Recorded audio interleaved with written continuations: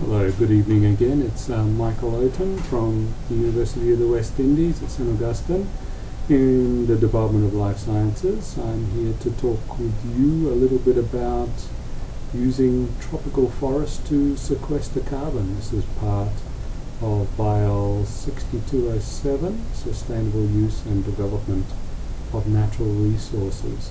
So I'm just going to run through this lecture and give you some of my ideas on how we can use tropical forests, or how we can describe how tropical forests are being used to sequester carbon. So this is a service which tropical forests are offering to humans. And the main point in this lecture is, how do we put a dollar value on that? How do we make that service fit in with the economic system that we have around the world? So during this little talk, I want to talk about the Kyoto Protocol and carbon sequestration. I want to talk about the tropical forest carbon pool.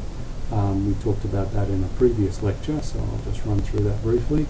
I want to talk about emissions from deforestation and degradation, and how big they are and how important it is to do something about it.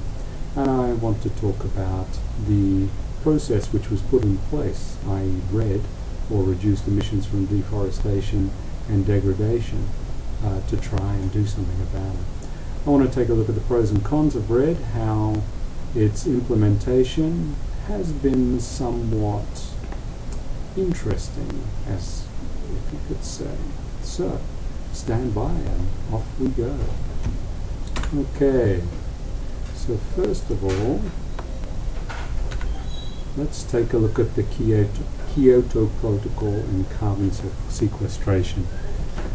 About 10 years ago, scientists began to realize that something was happening with the climate. It's probably more than 10 years ago, probably more like 20, 25 years ago. Scientists began to realize that something was happening with the climate, and it was getting hotter. And they looked around and they found some measurements for carbon in the atmosphere, and they saw that carbon in the atmosphere was going up and up and up. And this had been noticed when I take measurements from infrared gas analyzer, looking at CO2 carried out in plants. You have a atmospheric carbon level, and it's around 375 ppm, which is much higher than the literature stated was about 280, maybe 20-25 years ago. So the amount of carbon has been ramping up in the atmosphere over time. Now the scientists looked at this and they interpreted what may happen with this, and they were quite alarmed, because it seems as though that everything was hotting up because of this carbon in the atmosphere. So they started writing their papers, and finally it filtered through to the politicians and the decision makers and the environmental NGOs, and the general public began to take notice. As a result, different governments met in Kyoto in Japan in about 1995 and put in place the first measure to try and combat this new scourge of global warming. This came right on the heels of trying to do something about the ozone hole, and that was tackled quite successfully. Much of the chlorofluorocarbon emissions have been reduced to about zero now, so everybody was feeling quite good and think, well, we can do a lot with this global cooperation to do something about problems, environmental problems. So everybody went into Kyoto with high hopes and so on. So the Kyoto Protocol was a protocol put in place to try and arrest the increase in carbon in the atmosphere by planting trees, basically, to try and pull carbon out of the atmosphere, to try and scrub carbon out of the atmosphere.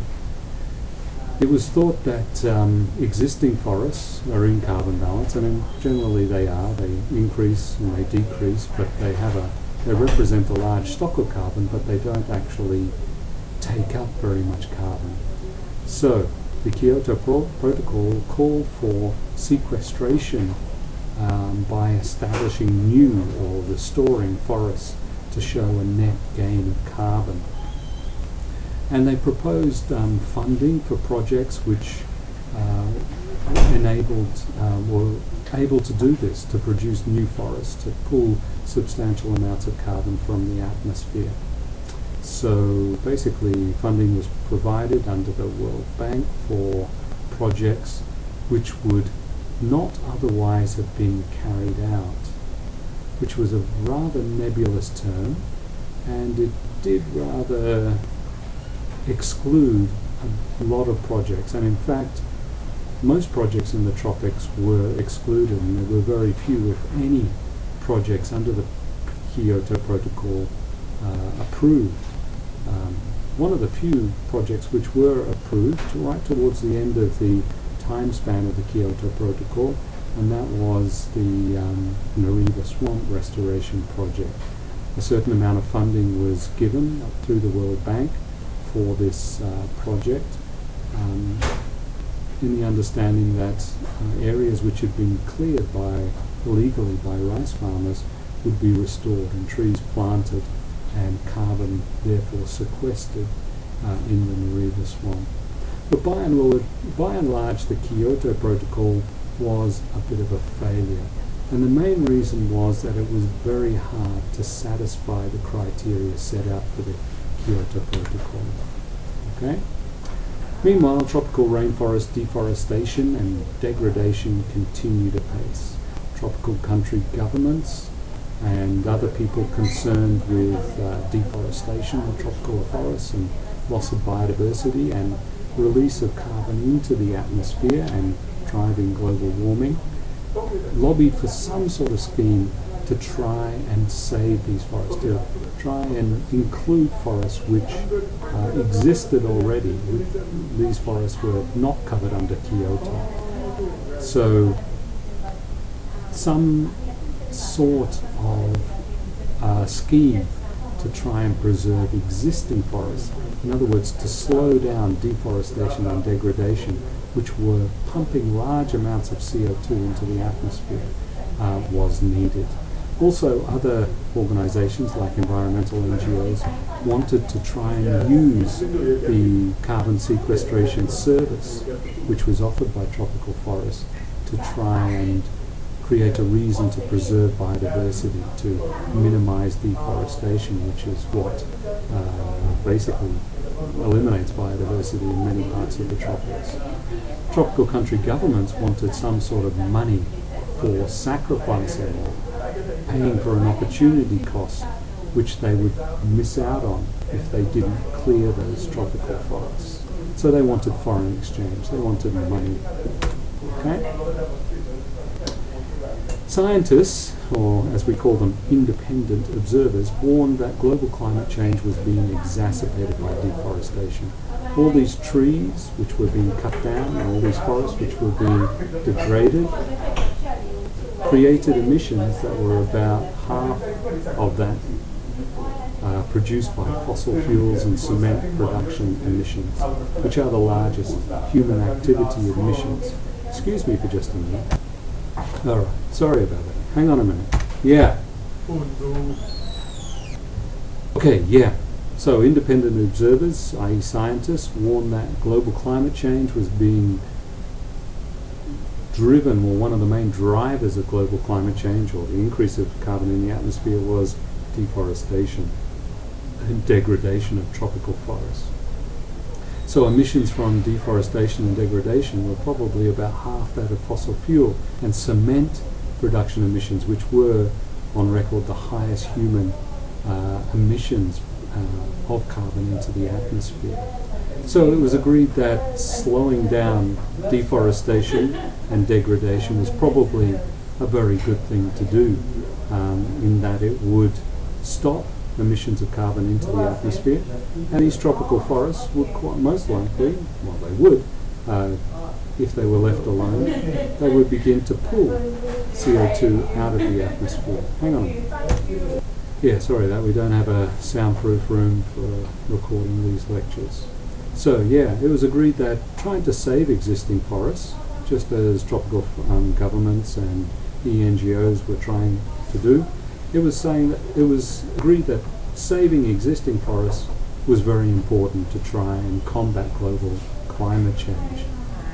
So these tropical forests could be protected for their carbon pool.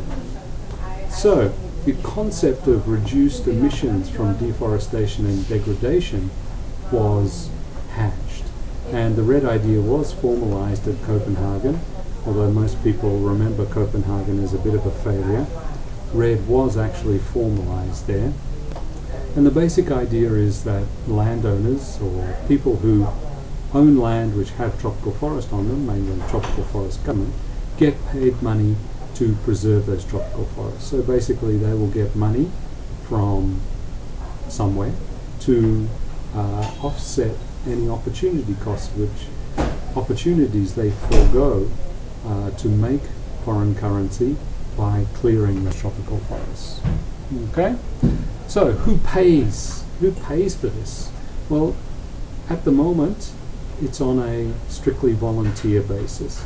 Norway was one of the first countries which stepped up to the plate and said, we will pay this amount of money to tropical countries who are willing to preserve their tropical forests. And I think the Norway-Guyana relationship was one of the first RED relationships. There are others now. Australia, I know, is contributing to RED-type projects in the South Pacific, in places like the Solomon Islands and so on. The UN has stepped up in a coordinating role, trying to get donors and recipients together under a RED Plus program. Okay, so that's the general idea of how it works. Copenhagen was meant to try and formalize some sort of donor arrangement which was much more broad-based and far-reaching. So the idea was that if you had a broad-based tax almost, which every country contributed to, then you would be able to save basically all the tropical rainforests, because you would be able to pay a certain amount to every country. Another way in which the money could be found to pay for these landowners who were willing to forego their opportunity costs would be to as some sort of carbon exchange. And a number of these carbon exchange programs have been set up around the world, but mainly on a strictly volunteer basis. Many car rental companies and airlines now have carbon exchange programs where you can sign up for a zero emissions ticket. It's on an airline or something like that. So you tick a box in your rental company or your airline ticket, and you will pay slightly more on your airline ticket, maybe $20 more or something like that. And that money will go into some sort of RED program where the airlines or the car hire companies will be able to say, we have zero emissions from our activities because we paid this much money to prevent this forest from being cut down. It's a pretty good marketing ploy at the moment. Okay. Now RED has its pros and its cons. The timber industry saw RED coming, and they were very concerned that their interests were going to be incorporated in any sort of RED, so that extraction of timber from tropical forests was still going to be allowed under any sort of RED agreement. So they successfully lobbied for things like plantations to be included in forests which were eligible for a status as a carbon sequestration forest. And they also successfully lobbied for selective logging to be allowed in red forests. So you could have a red forest, get an income from the conservation of that forest as a carbon sink, but still be able to take timber out of that forest and use it in however many ways you can. Which sort of ran counter to the whole red argument. Plantations are one thing, yes, they do sequester carbon, but the whole idea of plantations is that they will be harvested eventually. Is it that the plantations would not be harvested in the future?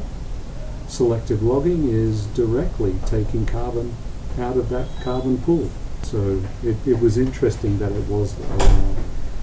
Conservation groups were naturally horrified by this because it trampled on one of their main goals, which was conservation of biodiversity. And basically it could mean that these allowances could promote a business as usual approach to rainforest degradation. If logging was still allowed and clearing and planting of plantations was still allowed, how was that different to the current situation, particularly when you have lax regulations and so on? I mean, many of the degradation and deforestation which occurs around the world today is done completely legally. So people are allowed to basically go in and log, go in and clear, and so on. And they're given strict limits to that. So they cannot, completely deforest or whatever. Okay, they're not allowed to do that. But unfortunately, what happens is that enforcement doesn't catch up and degradation occurs. And what we saw here is that those old rules would still apply, and that would be a disaster. Another big problem with the initial RED programs was that local and indigenous groups were largely left out of the consultations. Generally, they did not have representatives. Okay, and it was mainly the tropical country governments who negotiated on the behalf of all the citizens of a particular country. And unfortunately, when that happens, most of the money will go into the central consolidated fund for spending by the government.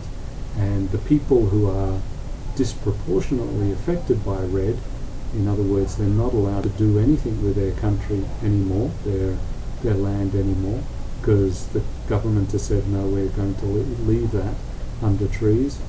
They were basically left out of the consultations and had yet another regulation imposed on top of them, saying that they couldn't do something on their own land. And this was, all of these problems were undermining the initial RED concept. So the idea of RED Plus came in. And do I talk about RED Plus? Well, no, I don't. RED Plus was basically to try and fix some of these problems. So the whole idea of this new idea of RED Plus was to only sponsor projects which strictly controlled carbon loss from these forests, and quite often did not include plantations, strictly controlled any sort of logging and preferentially eliminated it, consulted indigenous groups, or you had to show that you had consulted people who lived on that land, or indigenous groups who have claim to that land, and they got their agreement, usually by giving them some income as part of the whole RED deal. Okay? And also conservation of biodiversity. There were safeguards put in place to make sure that any sort of RED project had at its core conservation of biodiversity by making sure that deforestation did not occur. So there you have RED at the moment, and it's RED Plus, and also I believe that we've had a RED Plus Plus. And there are still pros and cons to, people still argue about whether it's any good. The pros of it, I've got some pros and cons here. Money is paid by developed nations to develop developing country governments for landowners to retain their tropical rainforests. So in this way, yes, money is being transferred from these developed countries to developing countries as payment for conserving carbon stocks and conserving biodiversity.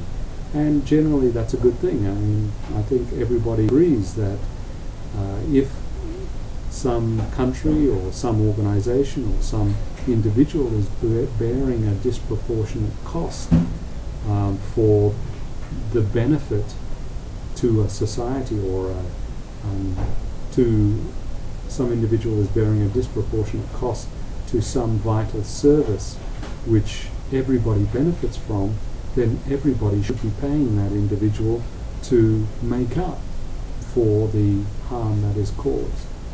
Okay, I think that everybody thinks that that's fair. All right, so RED is doing that, isn't it?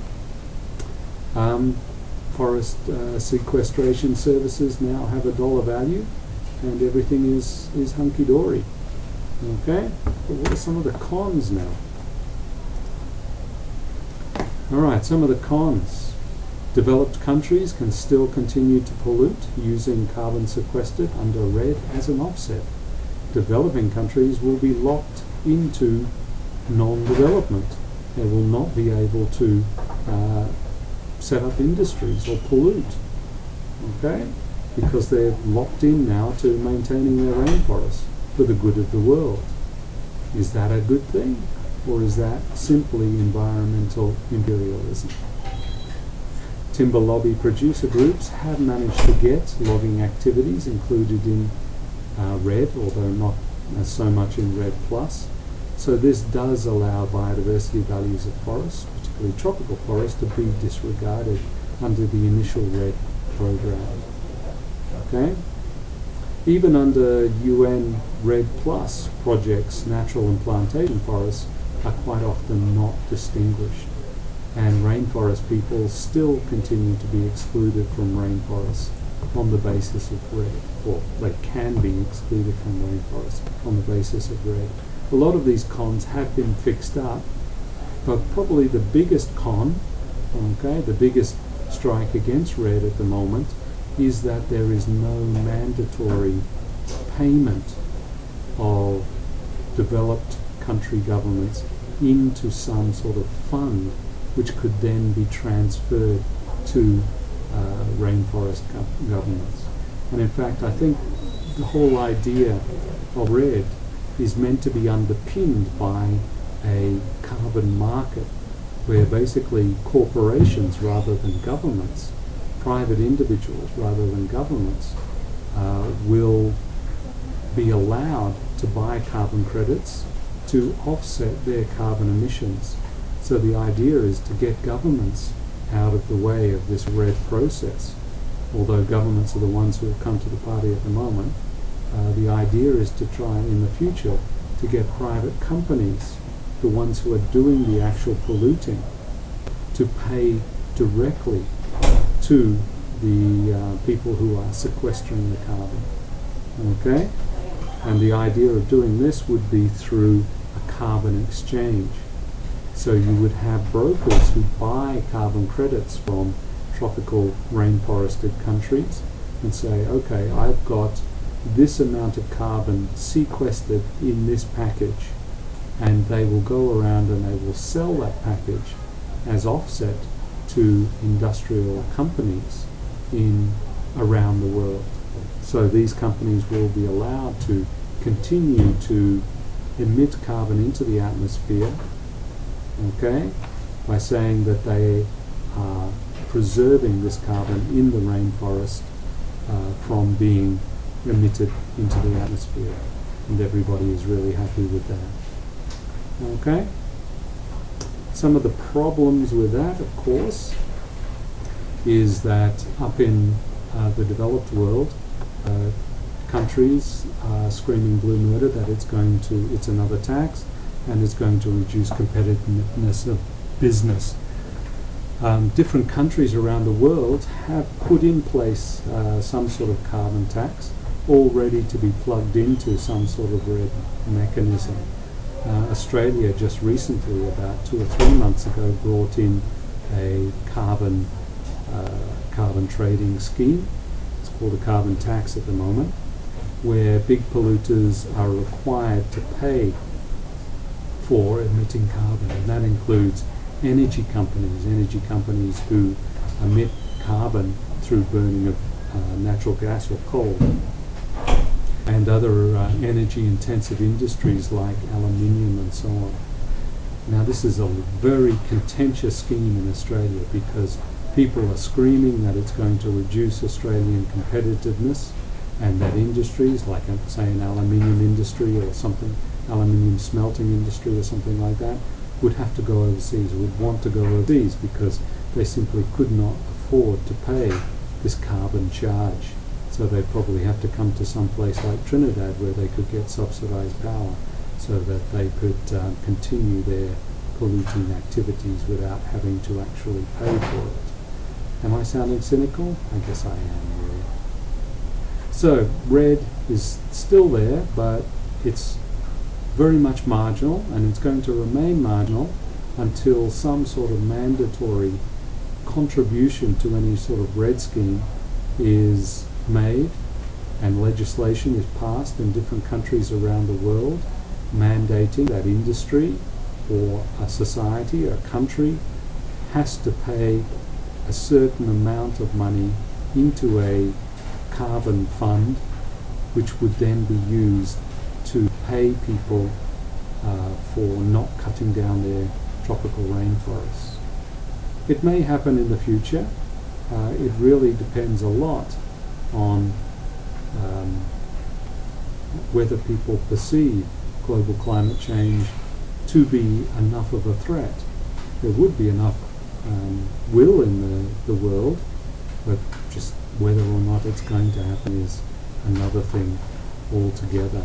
Unfortunately, humans tend to be animals which are reactive, and even though they know something bad is going to happen, they will not act until the bad thing actually does happen. So on that note, I'm going to leave that little introduction to red there. Take a look at the readings posted up on the My eLearning website, and that'll give you a background to red. I apologize to those people in Suriname, Guyana and Belize who are probably sick to death of red and have heard about red up to their eyeballs already. The people in Trinidad generally are unaware of red, and it's not really surprising because Trinidad really simply doesn't have huge amounts of land to plant out large acres of forest to be included in any sort of red program. Okay, so thank you for listening. If you're still awake, well done, and I will catch up with you